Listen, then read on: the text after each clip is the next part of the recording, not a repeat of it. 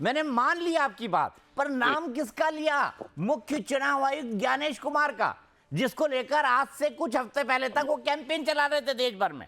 कई उन्होंने nuclear bomb भी उन पर गिराए, हाइड्रोजन बम भी गिराए, वोट चोरी के लेकर इतना बड़ा आंदोलन उन्होंने खड़ा किया, परवान नहीं चढ़ पाया, ये अलग बात है। नाम तो सोच समझ के ले लेते हैं।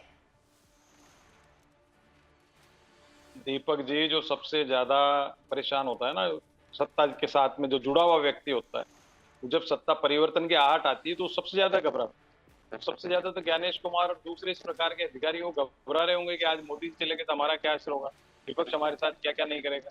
हो सकता है एलओपी कह रहे, मोदी जी भी तो पता नहीं क्या क्या बोलते हैं नॉन बायोलॉजिकल, तो एलओपी को भी कहीं से कहीं सूचना तो आई है, उन्होंने कही है। तो मैं एक मानता हूँ कि कोई ना कोई जो अधिकारी सब जो चाटुकारिता के एक प्रभाव में लिप्त होकर के देश के साथ घुसपैठ कर रहे हैं, उनको चिंता तो होगी होगी। विपक्षी सरकार आ गई तो बचने वाले तो है नहीं, ये तो निश्चित बात है। तो जिस हिसाब से पॉलिटिकल वेंडेटा से ये सरकार चली है और इनके साथ जो अधिकारी चले हैं, मुझे लगता है जो भी सरकार अगली आएगी वो भी नहीं छोड़ेगी, उनके साथ भी वेंडेटा पॉलिटिक्स तो होनी होनी है। कोई संत कीर्तन सनातन तो कीर्तन करने तो कोई आया नहीं, उन्होंने जो किया बुरा तो उनके साथ भी बुरा होगा, ये तो निश्चित बात है। दूसरी बात जो आप बात कर रहे हो, फ्रस्ट्रेशन, इकोनॉमिक फ्रस्ट्रेशन देश के अंदर डेवलप हो गया, बीजेपी के कार्यकर्ताओं में डेवलप हो गया, पूरे देश में इस समय ऐसी हालत है तो कब बम फूटेगा ये पता नहीं।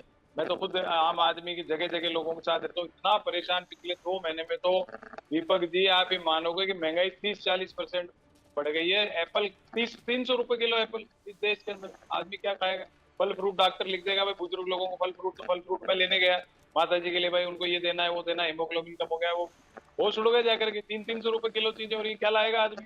क्या खिलाएगा पेशेंट को या घर के बुजुर्गों को, या कोई बीमार हो जाए? ये जो हालत 2 महीने में हो गई, फिर उसके बावजूद इन पे कोई असर ही नहीं है।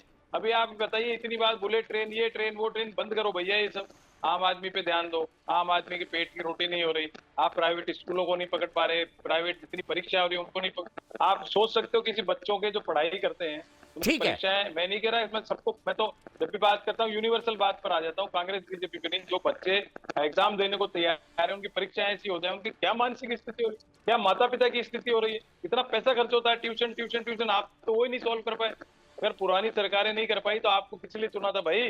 12 साल में आपसे कुछ हुआ नहीं, क्या 200 साल लोगे?